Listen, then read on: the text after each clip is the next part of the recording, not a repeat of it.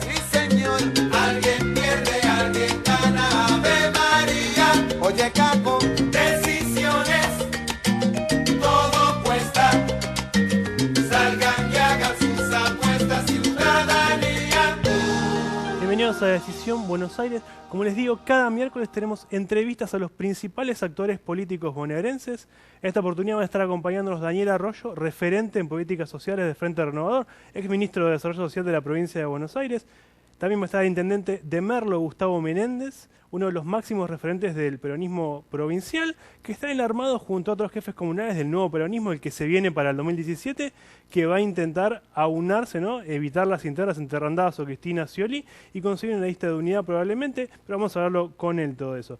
Y además, como si esto fuera poco, va a estar también Federico González de la encuestadora González y Valladares, que nos va a traer las tendencias de cara a las elecciones con todo este escenario tan complicado, ¿no? Donde había un candidato del oficialismo que era Jorge Macri, otra que era Lisa Carrió. Ninguno de los dos va a estar jugando finalmente. Se habla de Esteban Bullrich, tal vez Gladys González. Nadie sabe quién va a ser el candidato del PJ. Tampoco está en claro si Sergio Massa o Margarita Stolbizer van a ser candidatos, con lo cual las encuestas y las tendencias de las elecciones nos van a clarificar un poco el panorama. Si les parece, les dejo nuestras redes sociales. En Twitter, Decisión BA todo junto, para que nos puedan seguir en vivo lo que va pasando, los textuales, los entrevistados, y se enteren de los próximos programas, los próximos invitados que vamos a tener. Lo mismo en Facebook, Decisión Buenos Aires todo junto en Facebook. Ahí también van a tener los programas completos para que los vayan viendo semana a semana. Si están de acuerdo, vamos a un oficio y ya venimos con la primera entrevista.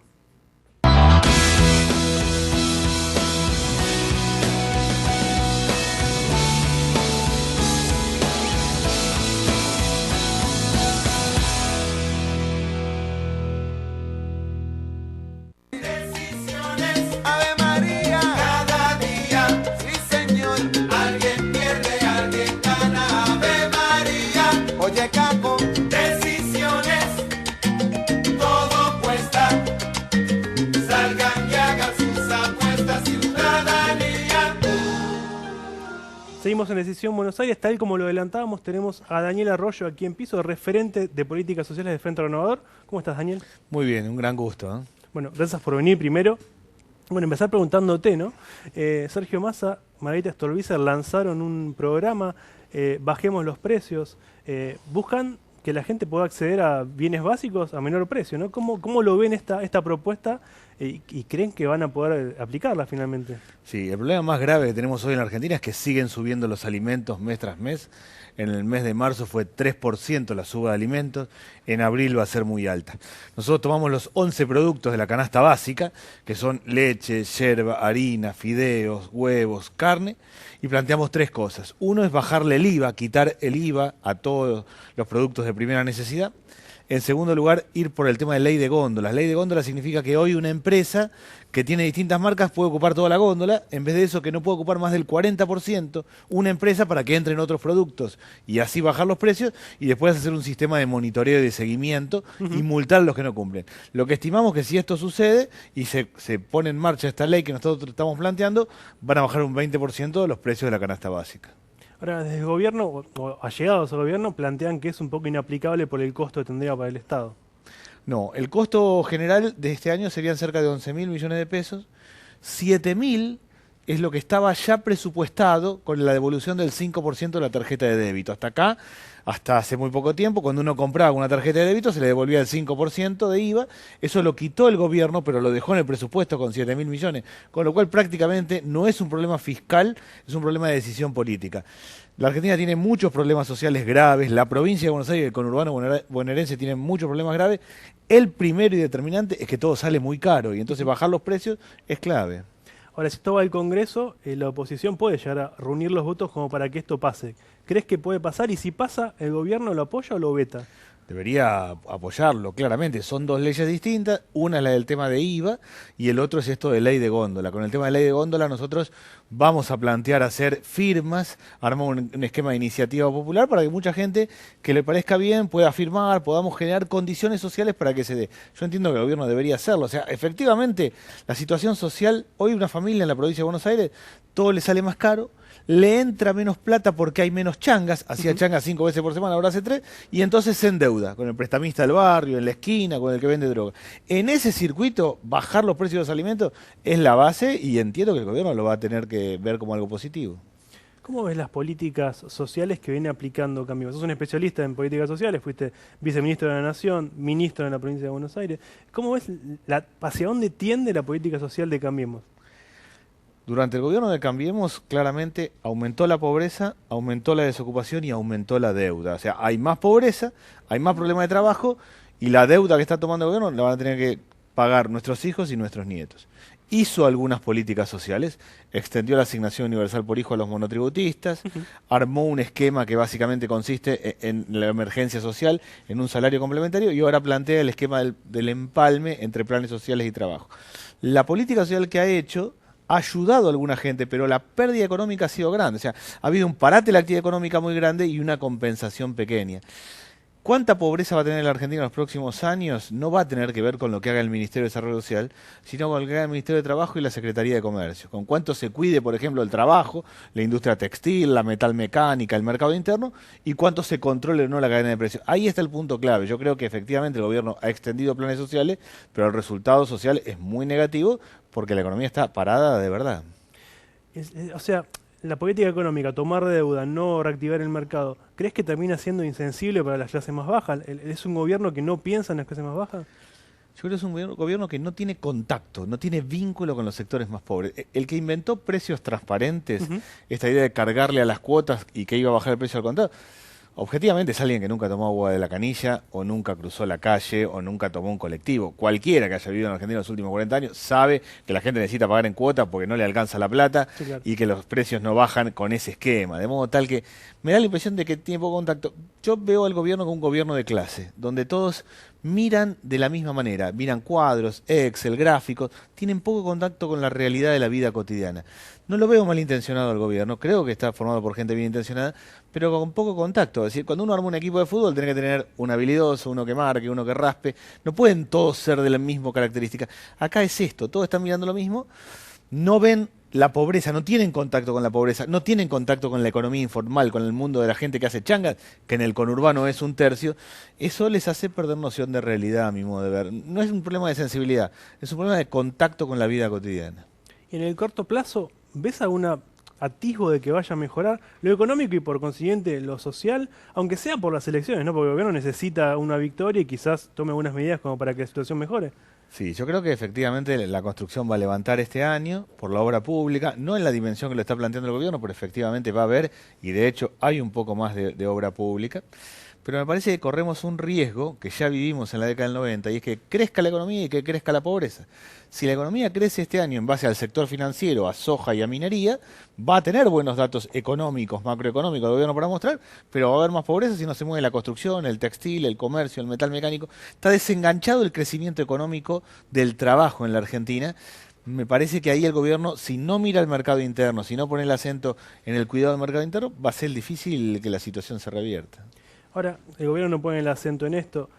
Hay cada vez menos trabajos, se perdieron cerca de 1 millón de trabajos desde que asumió Mauricio Macri. Hubo marchas casi todas las semanas. Últimamente se viene calmando porque hay una situación de calma, pero los conflictos siguen latentes, sí, no hubo soluciones. Si el gobierno no toma finalmente soluciones, ¿hacia dónde vamos? ¿Qué es lo que pasa? Yo creo que hoy estamos frente a un fenómeno de implosión social, de mucha gente que revienta para adentro. Para mí lo que le quema la cabeza a una persona es no tener trabajo, viajar mal o estar hacinado en la casa. El conurbano es la suma de los tres. Eso hace que uno esté sacado, que se pelee con la mujer, con el hijo, con lo que tiene cerca. Hay una cosa de tensión y de malvivir constante. A mí me parece que hasta hace unos meses la persona que estaba mal le tenía expectativas al gobierno. Era, bueno, ojalá que esto arranque, la tuvo difícil, vamos a darle tiempo. Hoy ha perdido esa expectativa, no lo ve tan claro. Hoy hay un fenómeno de implosión social.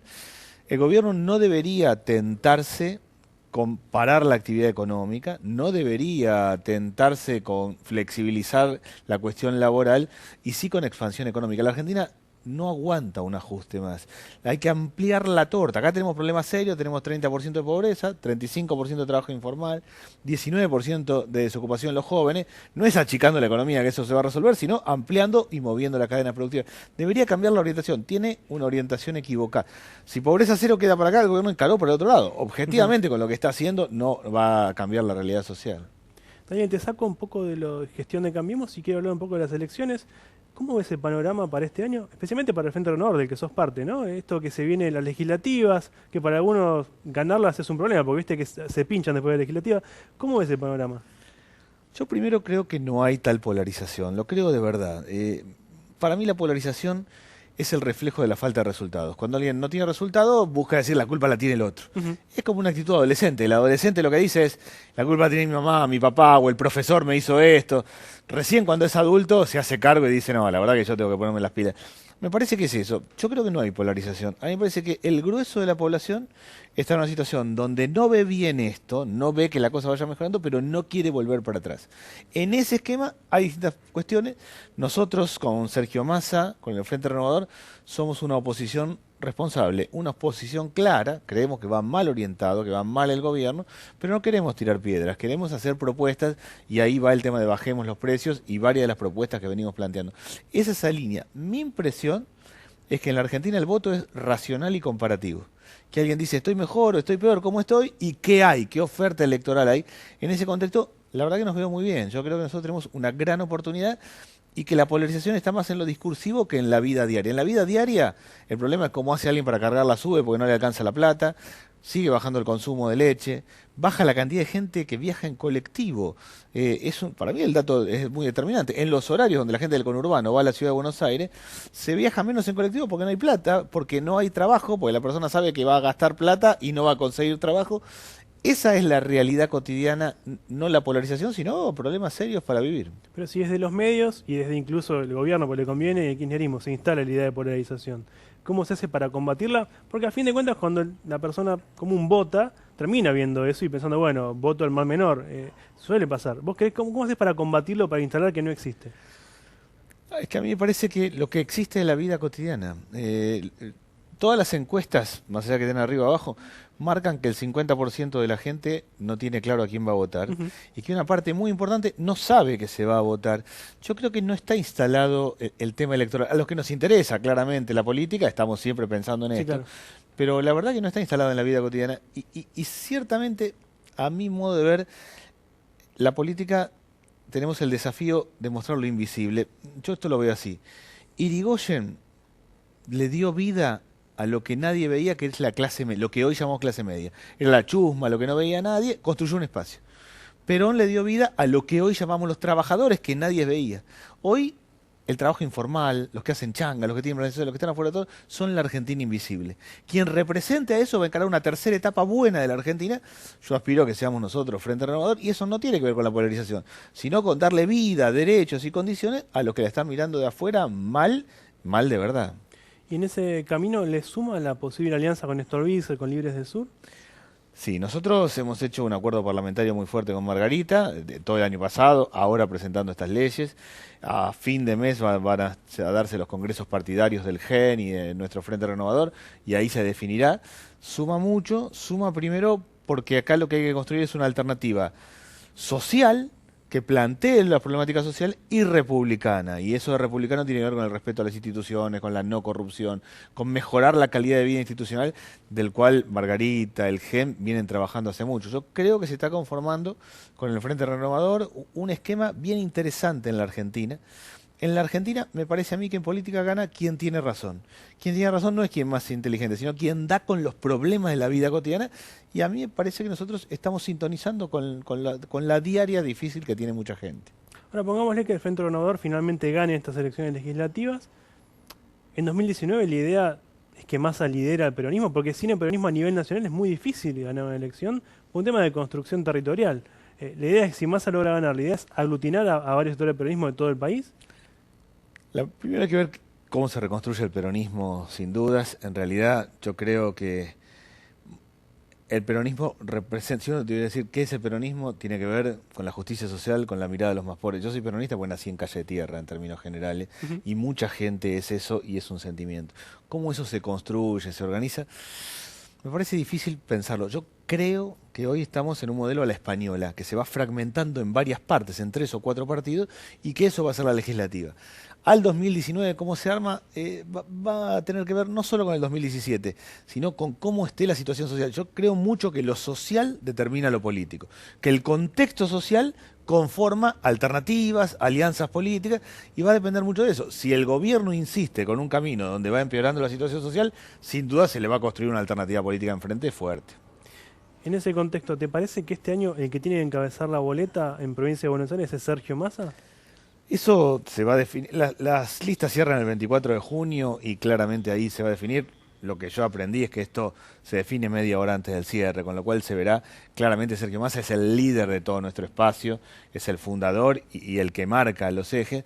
Se va a ver, no lo sé sinceramente, y tengo la impresión de que falta poco, pero a la vez falta mucho, y que eso se va a definir a último momento. Lo que tengo claro es que nosotros vamos a hacer una propuesta electoral bien importante y basada en propuestas, que es eso lo que distinguió históricamente a Sergio Massa en el 2013, en el 2015, y creo que nos va a marcar hoy la identidad fuerte.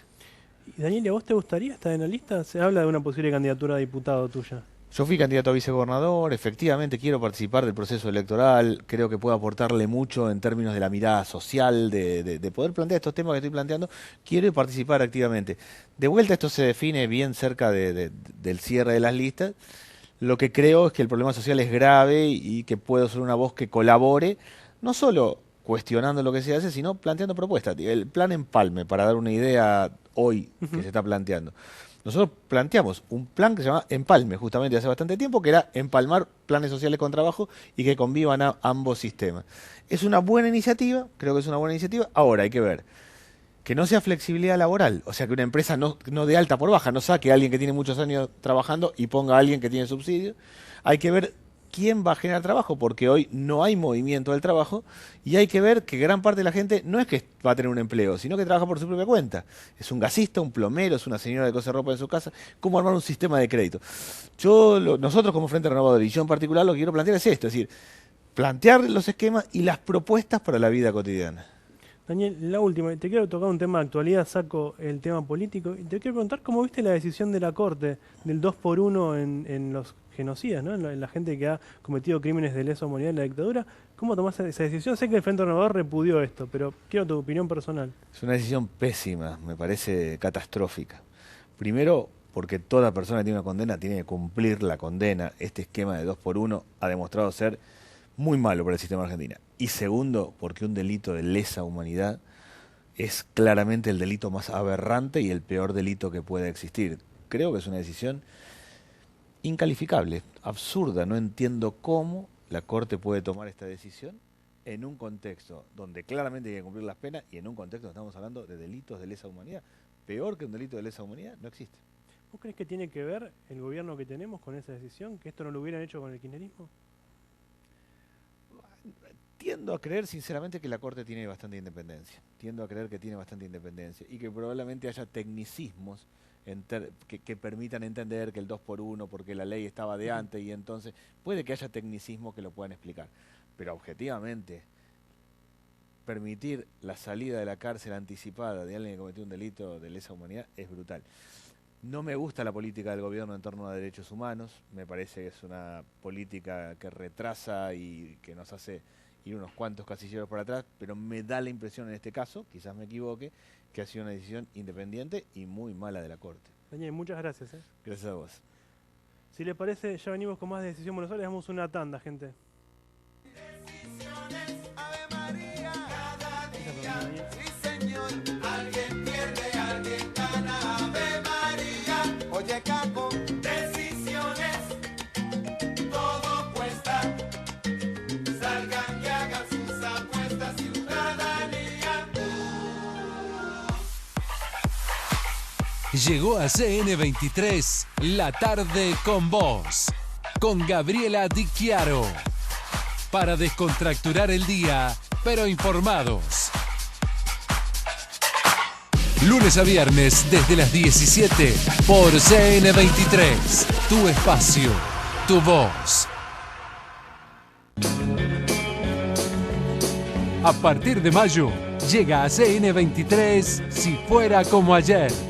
el programa de música de los 70s, 80s y 90s, con la conducción de Tormenta, Liliana Maturano, acompañada de Rubén Matos y Daniel San Luis.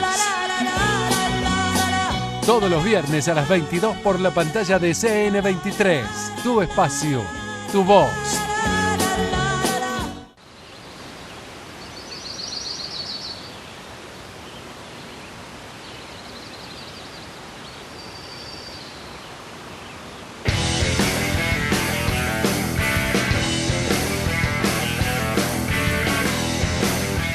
...120 minutos... de lunes a viernes a las 10 por CN23. Tu espacio, tu voz.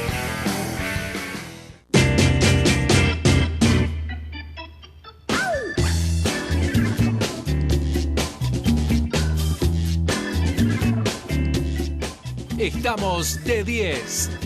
Lunes a viernes a las 12 por CN23. Tu espacio, tu voz. Marolio le da sabor a tu vida. Marolio está desde el comienzo del día. Mate y café, harina y palmitos, yerba, mermeladas, cacao picadillo, pata y caballa, arroz y arvejas, sardinas y atún, choclo y lentejas. Marolio le da sabor a tu vida. Marolio está desde el comienzo del día. Marolio, una de las marcas más elegidas por los argentinos. Alma Gaucha, el programa en el que están presentes nuestras raíces y música nacional. Todos los sábados a las 13 horas por la pantalla de CN23. Tu espacio, tu voz.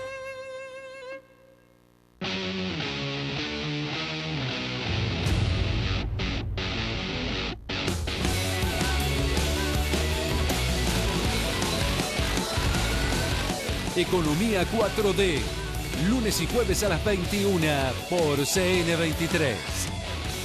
Tu espacio, tu voz.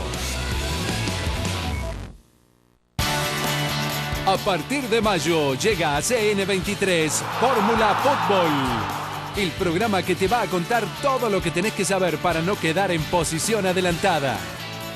Fórmula Fútbol, información, opinión y análisis del deporte que apasiona a los argentinos. Con la conducción de Daniel Cairo. A partir de mayo, viernes 21 horas por CN23.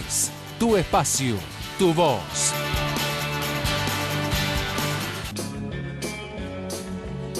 A partir de mayo, llega a CN23 Si Fuera Como Ayer.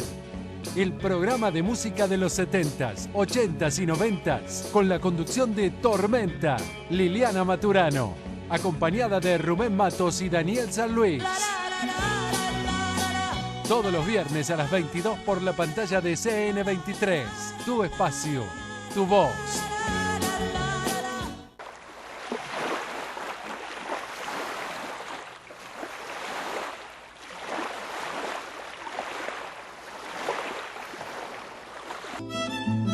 Jineteando, el primer y único programa deportivo rural de la televisión argentina, llega a todo el país, ahora a través de la señal de CN23.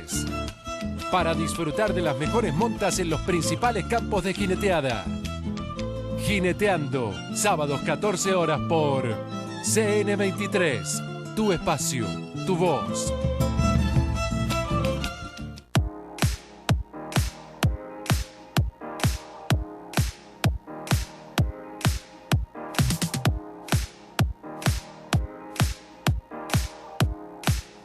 Bossy Show. De lunes a viernes a las 14 por CN23. Tu espacio, tu voz.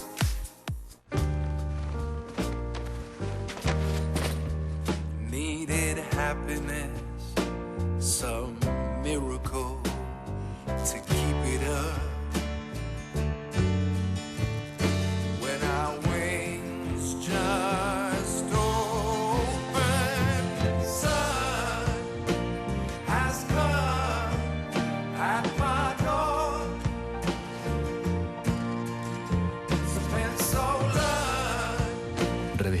casa.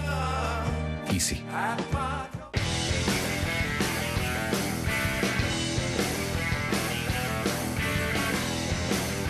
120 minutos.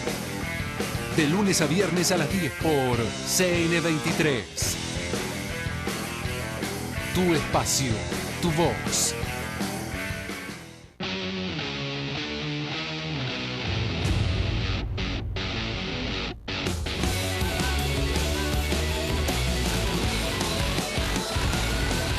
Economía 4D.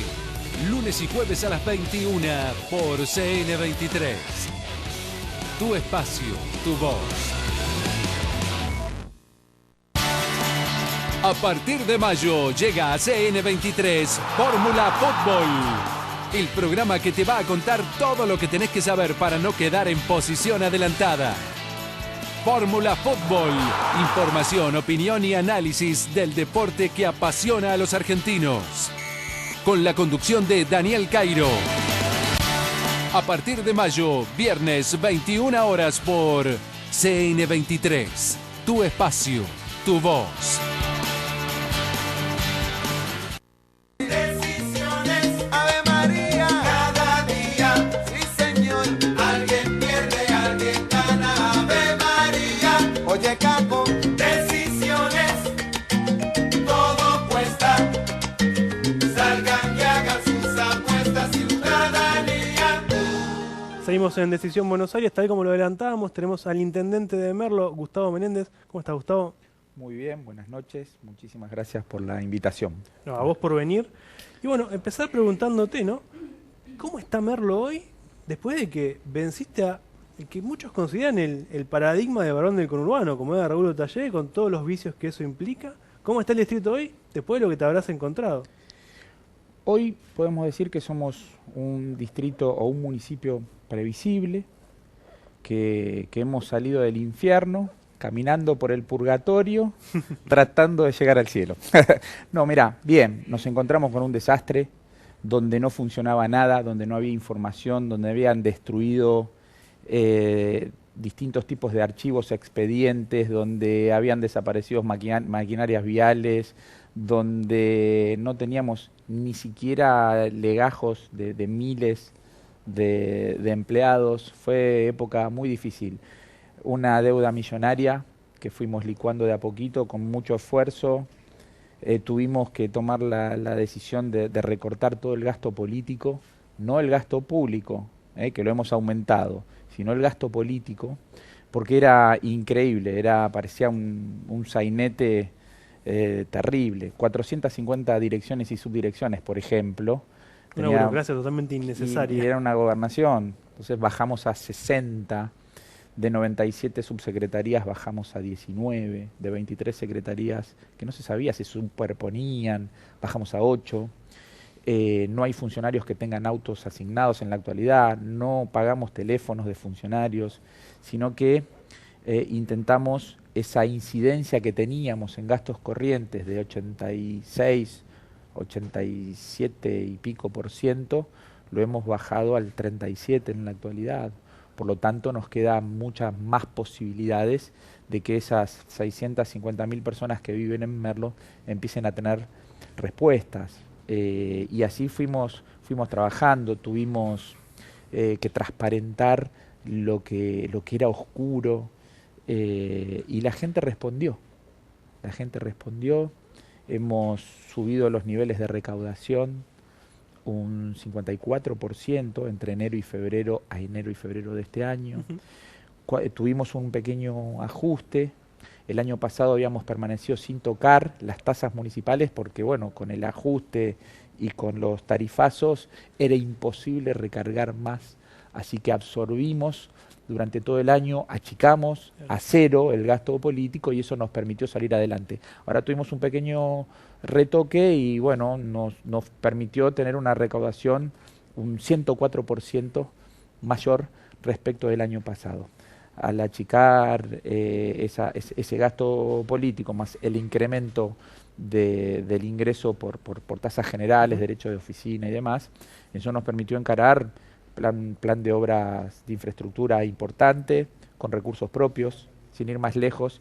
Y bueno, invito a los merlenses el próximo domingo 7 de mayo a las 5 de la tarde vamos a estar inaugurando finalmente el Hospital de Libertad, de la localidad de Libertad. Un hospital que va a tener como especialidades la oftalmología y la odontología. Y para nosotros ha sido una inversión muy, muy importante en una zona olvidada durante muchos años. Y bueno, este hospital que se va a llamar Padre Juan Carlos Martínez, por el curita del pueblo, alguien muy comprometido ahí en la ciudad de Libertad. Así que esperamos a que nos acompañen. Esto que parecía un sueño para muchos o algo imposible, en 1 año y 3 meses pudimos lograrlo. Lo mismo en esa zona también hemos hecho obras de infraestructura hidráulica, asfaltos, estamos sustituyendo todos los artefactos lumínicos de la vía pública y verdaderamente estamos trabajando mucho. Encaramos también el problema de la inundación en Merlo, que era gravísimo. Más de 60.000 merlenses se inundaban cuando caían 2 gotas. Hoy, gracias a Dios, con el entubamiento del arroyo Torres, que ha sido también una obra de 214 millones de pesos que encaramos con fondos propios. El hospital también es 100% fondos propios, quiero aclarar. Está en un estado de avance muy importante esa obra y va a impedir que 40.000 merlenses se sigan inundando. Lo que durante muchísimos años se llevó las esperanzas de muchos vecinos detrás de esa agua que entraba a las casas y que dejaba destruidos los hogares. Así que bueno, estamos trabajando muchísimo. La verdad, todavía estamos lejos de ser el municipio que queremos. Nosotros estamos en un proceso de aprendizaje, la primera vez que soy intendente, así que nuestro equipo afortunadamente se ha afiatado, se ha consolidado muchísimo y la gente tiene una altísima valoración de lo que estamos haciendo, pero nosotros también tenemos la capacidad autocrítica. ¿Estamos contentos con lo que hicimos? Sí, pero no estamos conformes. Todavía hay cosas que faltan pulir, hay lugares donde no pudimos llegar, pero sentimos que cada día damos un pasito más hacia ese Merlo de nuestros sueños. Invertimos muchísimo también en la creación de las condiciones para que Merlo vuelva a ser, ni bien nos acompañe la economía superestructural, ¿no? Hicimos muchas obras de infraestructura pensando en ese Merlo que vuelva a ser un municipio competitivo a la hora de recibir inversiones. Nosotros hablábamos en la campaña que íbamos a apostar mucho a la cultura del trabajo, a la industrialización, al arraigo de inversiones. Se está construyendo una autopista que se empezó en el gobierno anterior, la autopista Presidente Perón, que une el Camino del Buen Aire y Panamericana con el Puerto de La Plata. Justo atraviesa Merlo en su zona rural. El 54% de Merlo sigue siendo zona rural. Y eso abre unas grandes posibilidades. Es difícil hoy, donde la economía está estancada y nadie invierte, o muy pocos son los que invierten,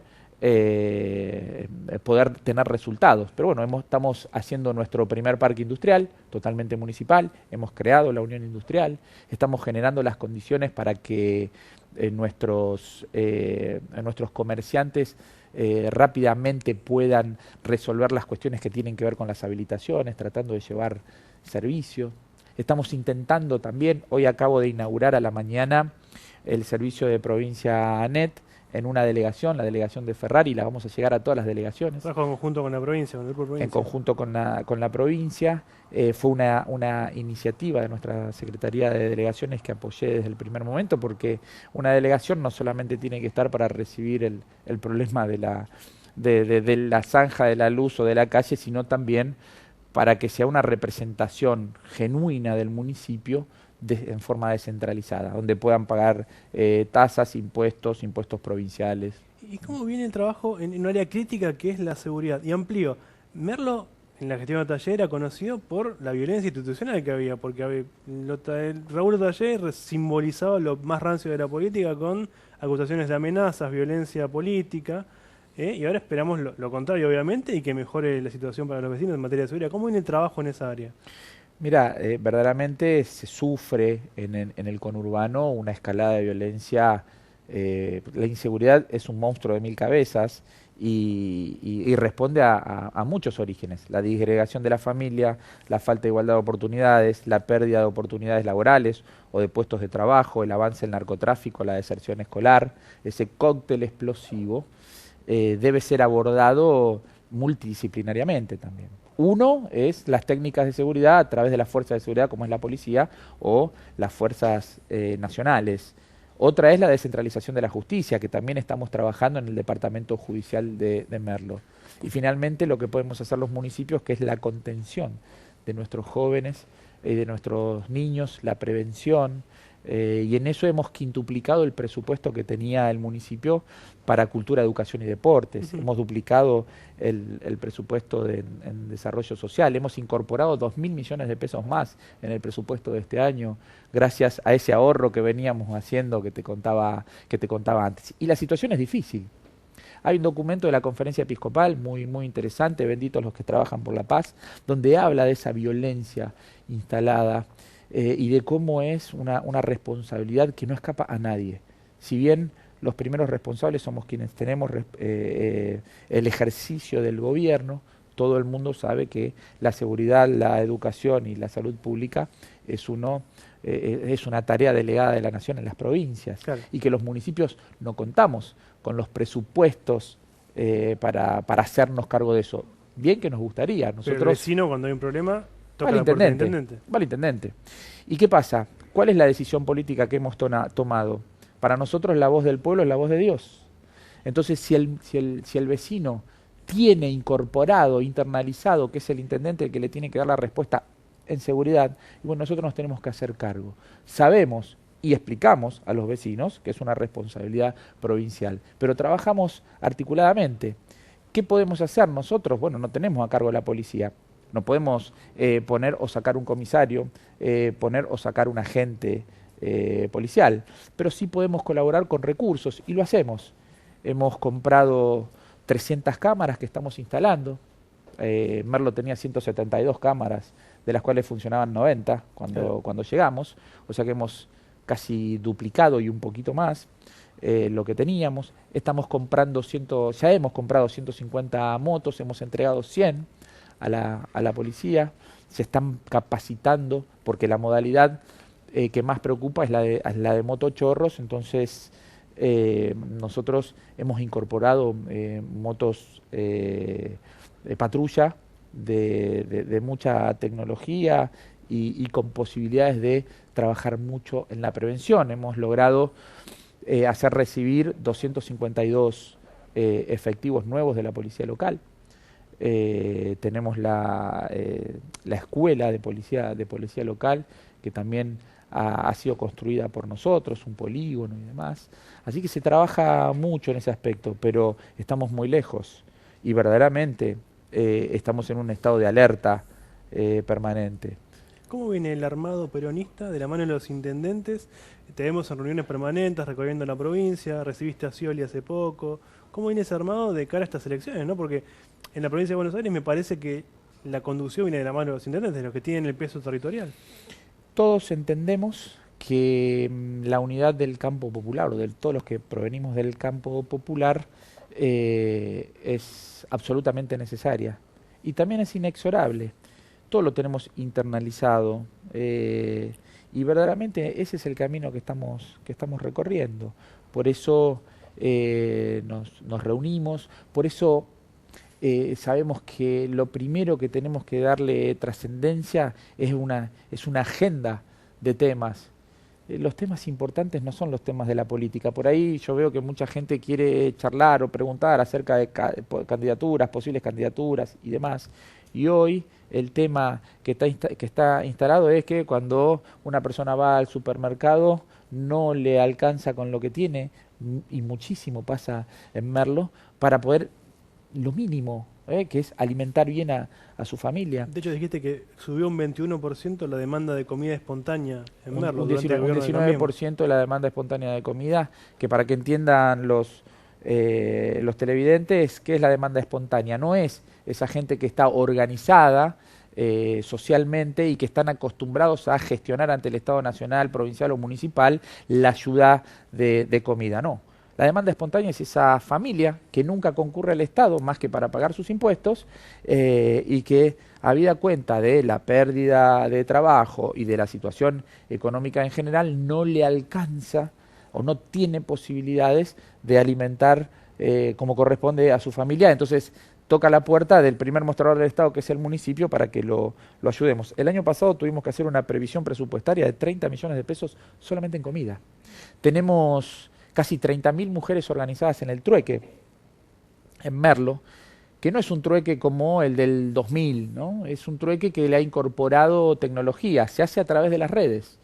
Hay 7 asociaciones que a través de la red social Facebook hacen la transacción comercial del trueque en la web y después se encuentran presencialmente para el intercambio de mercancías. Esto nos pasaba, lo identificamos apenas asumimos allá por diciembre del 2015 y esto sucedía en las plazas. Imagínate vos 1000 mamás en una plaza, son 2.000, 2.500 nenes en una plaza, con los peligros que eso conllevaba. Entonces nos acercamos, intentamos ayudar en la organización, hablamos con los hermanos franciscanos del convento de San Antonio de Padua, y le hemos pedido un lugar en el cual entran 3.500 personas para que también ese trueque los días de lluvia se pudiera hacer igual.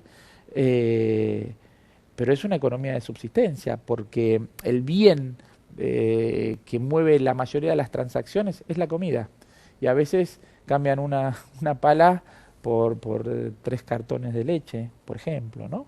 Entonces vos ves que hay una necesidad de mantener las ollas en cada uno de los hogares, y eso es algo que a nosotros nos preocupa muchísimo. Decís que no les preocupa el tema de las candidaturas, que hay que ocuparse de los problemas, pero no dejamos de estar en año electoral. Y se habla de candidaturas posibles, se habla de Scioli, se habla de Randazzo, se habla de Cristina. No son caras nuevas, pero son los que más suenan dentro del peronismo para encabezar. ¿Vos cómo ves ese escenario, esa posibilidad de que encabece a uno de ellos? ¿Es algo que evalúan, que haya unas pasos abiertas? ¿Qué es lo que les parece? Yo creo que al peronismo no le sobra a nadie. Y creo que el peronismo tiene que interpretar las necesidades de la gente. Después es el pueblo que pone a los dirigentes donde los tiene que poner. En el caso de cada uno de los compañeros que has mencionado, son todos importantes, han sido importantes, son importantes hoy, pero también hay nuevos actores. El peronismo a nivel nacional creo que ha dado el trasvasamiento generacional más importante de la Argentina en el 2015, aún perdiendo la elección de la provincia de Buenos Aires, aún perdiendo la elección nacional. Pero vos ves caras nuevas en lugares donde parecía imposible que haya renovaciones. Nosotros somos un caso, pero también Moreno, Malvinas Argentinas, tenés el caso de Mariano Cascallares, el caso de Verónica Magario, el caso de Ariel Sujarchuk, tenés un montón del caso de Juanchi Zabaleta, por nombrarte de la provincia de Buenos Aires, tenés el caso de Enrique Cresto en Concordia, en Entre Ríos, así que hay toda una nueva camada de intendentes que la verdad que pensábamos a esta altura estar dedicados absolutamente a nuestros municipios, pero que la historia nos pasa por arriba, porque frente a un escenario de haber perdido en la nación y en la provincia, es como que quienes nos daban un reparo y un paraguas hoy no están y terminamos siendo nosotros fundamentales a la hora de poner de pie nuevamente al peronismo. Con todos los compañeros que has mencionado y más, ¿no? Cada vez que el campo popular tuvo el equilibrio emocional y la inteligencia política de confluir, ha sido imbatible en las urnas, que es lo menos importante. Lo más importante es que cada vez que el campo popular ha gobernado la Argentina, haciendo eje en el peronismo, se le ha dado al pueblo sus horas más felices. Gustavo, para cerrar, hoy las encuestas dan ganando al peronismo probablemente en la provincia de Buenos Aires, pero pongámosle que Cambiemos logra revertirlo y gana, ¿no? ¿Qué crees que pasa si Cambiemos logra mayoría legislativa? Si el contexto social es hoy con el país, con minoría legislativa, ¿qué pasa si el gobierno se impone en las urnas si tiene mayoría automática? Lo veo muy difícil que pueda suceder eso, porque el peronismo va a tener una muy buena elección, el Frente Renovador va a tener una buena elección, y no veo las condiciones dadas para que al gobierno le vaya muy bien, ya que han tomado medidas muy complicadas y que han pegado en la línea de flotación, sobre todo de los sectores más vulnerables y de la fuerza productiva del país, que sinceramente eso va a ser va a tener un panorama complicado hacia adelante. ¿Qué es lo que intentamos nosotros? Lo escuché a Daniel Arroyo hace un ratito, bueno, ser una oposición responsable, ser una oposición constructiva, pero también marcar los errores. La gente nos puso en el rol de ser oposición. Entonces, colaboramos, articulamos todo lo que podemos, las cosas que se hacen bien las aplaudimos, pero las cosas que se hacen mal y que nosotros, con la gran experiencia que tenemos, y aún aprendiendo de nuestros propios errores, podemos marcar esa agenda, que no tiene que ser ni más ni menos que la de los vecinos, ¿no? Gustavo, muchas gracias. No, muchísimas gracias a vos. Para mí es un gusto compartir este momento. Gracias. Si les parece un oficio, ya venimos con el último bloque de Decisión Buenos Aires, gente. Defensor del pueblo de la provincia de Buenos Aires. Defende tus derechos. 0800-222-5262 www.defensorva.org.ar.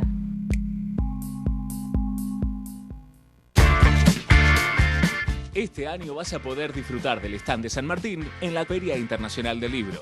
Vení a disfrutar del espacio de tu ciudad porque va a haber música, entrevistas, shows, personalidades y mucho más.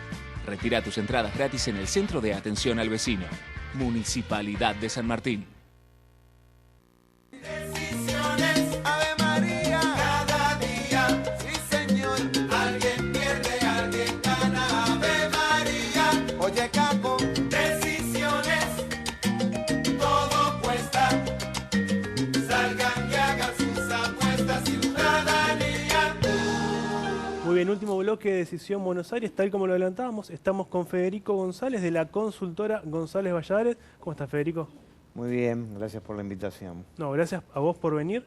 Y bueno, empezar preguntándote, ¿no? ¿Cómo está este escenario político, eleccionario tan convulsionado, con candidatos que aparecen y desaparecen, nuevas candidaturas posibles como Esteban Bullrich, como Gladys González, con la incertidumbre sobre Massa, sobre Scioli y Randazzo Cristina? Digo, ¿cómo es este escenario desde la consultora, las encuestas que vienen manejando y la tendencia que se ve en la calle?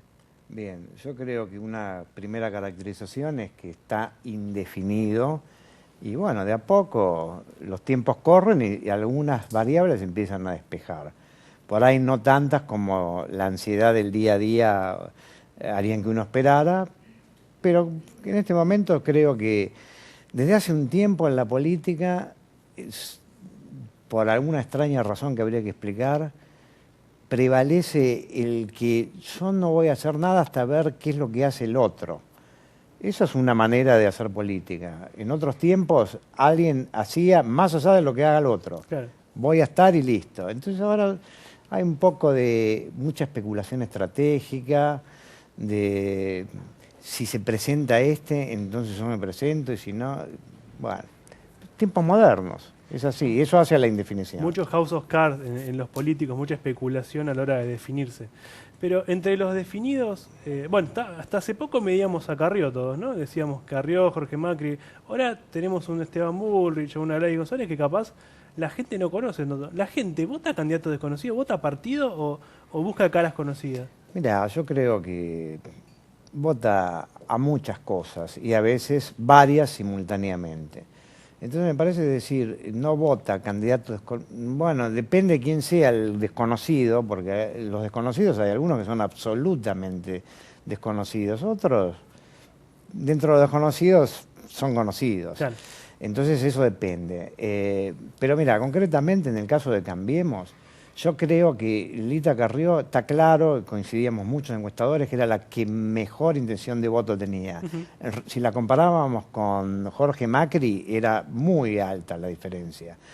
Ahora, eso no quita que haya algún candidato de Cambiemos que sea como sinérgico a lo que sería el aspecto más interesante para la ciudadanía que representa Cambiemos, que por ahí su ícono es María Eugenia Vidal. Y si ese candidato es sinérgico, y bueno, podría ser una buena performance. Pero bueno, hay que verlo, hay que medirlo. Creo que hoy es prematuro expedirse al respecto. Cuando me dieron las últimas encuestas, más allá de que no eran los candidatos que van a estar, pero Cambiemos por lo general no ganaba con ningún candidato. Quedaba segundo, tercero en algunos casos. ¿Por qué la gente definía no votar al gobierno? ¿Qué es lo que ve Ciudadano Común que termina no apoyando a este gobierno? Bueno, yo creo que claramente la política económica del gobierno ha dejado muy preocupados y también muy vapuleado a una importante porción de los ciudadanos. Eso está claro y eso es incontrovertible. En realidad yo la pregunta la haría también, si me permitís, al revés. ¿Por qué todavía tiene chance? Podríamos preguntar. Y a mí me parece que la lógica de la política, del electorado, funciona algo parecido a lo que pasa en la vida. A veces uno hace las cosas porque quiere llegar a algo o porque quiere huir de algo. Entonces me parece que Cambiemos todavía tiene una gran porción del electorado que se siente defraudada aún habiéndolo votado, pero en el fondo piensa que con tal de no volver a algo que era negativo, estoy hablando de un sector de la ciudadanía, lo sigo esperando. Ahora, por supuesto, la paciencia sabemos que tiene un límite. Si ese límite va a ser antes de las elecciones, no podría decirlo. Y en ese escenario, ¿a Macri qué le conviene? ¿Que sea o que no sea candidata Cristina para estas elecciones? Yo creo que eso es muy especulativo. Creo que a mí me parece que le convendría que fuera, porque creo que ante semejante representación de muchas cosas que la gente no quiere, elegiría al gobierno. Ahora, a mí me parece que Cristina no se va a presentar en la provincia de Buenos Aires, es una opinión personal. Y bueno, y esto lleva a algo, volviendo a la pregunta inicial. A mí me parece que se habló mucho de esto de la polarización, que es un término que creo que está mal utilizado, yo lo he analizado muchas veces. A veces se utiliza el término polarización para referirse a que hay una grieta ideológica. La grieta ideológica no tiene una contrapartida electoral. Nunca vi la polarización, ni en el 2015, menos la veo ahora. Me parece que en todo caso hay un escenario con tres agrupaciones que tienen chance. Una es el gobierno, otra es el Frente Renovador y otra es el peronismo, más allá de cómo se arme. Creo que en este momento las cosas están más o menos así, entonces de ninguna manera veo polarización. Y bueno, y creo que está en la habilidad de cada uno ver cómo juegan. Creo que el Frente Renovador tiene mucha chance. Eso de que había desaparecido y que ahora apareció, es una lectura descriptiva. Sí, últimamente por ahí no estuvo tan presente Sergio Massa y Margarita Stolbizer. En la última semana estuvieron hiper presentes. Me parece que esta movida que hicieron en relación al tema ese de bajemos los precios es algo interesante a tener en cuenta. Me parece que el espacio peronista, bueno, se está rearmando y en algún momento va a definir agrupación con chances importantes y bueno, y el gobierno hará lo que tenga que hacer. ¿Y Massa tiene que ser candidato? Bueno, eso habría que preguntárselo a Massa. Pero digo, electoralmente, pensando en la estrategia electoral, ¿no? Porque la gente puede hablar de una victoria o una derrota como algo simbólico en las legislativas. Ok, yo creo que si el escenario le diera zona de peligro, tal vez estratégicamente le convendría preservarse. Pero a mí me parece que, y esto es una opinión personal, que siempre es mejor que cuando hay cierta ambigüedad, pero hay una voluntad de tener la convicción de lo que uno tiene que decir y lo que tiene que aportar, me parece que es mejor presentarse. Y si se presenta, me parece que tiene importantes chances de hacer una buena elección y de ganar la elección. No quiero decir que la intención de... Esto no, que se entienda bien, no estoy diciendo va primero en intención de voto. Nosotros la última vez que lo medimos fue hace 45 días y iba muy bien. Pero bueno, creo que él tendrá que definir si le conviene o no le conviene, si este es su momento o no. Personalmente yo creo que se va a presentar y creo que va a ser una buena elección porque es uno de los candidatos importantes. Y claramente él con Margarita Stolbizer me parece que hacen una conjunción que es interesante y es, como candidatos conocidos, son los más conocidos de los que van a ser candidatos. Eso no quiere decir que tengan nada asegurado. Federico, muchas gracias. Gracias a vos. Estábamos con Federico González Vallares, que analizaba un poco la realidad política de cara a las elecciones. Y con esto nos despedimos. Gente, esto fue Decisión Buenos Aires, como cada miércoles de 22 a 23 por CN23. Nos vemos la semana que viene. Chau.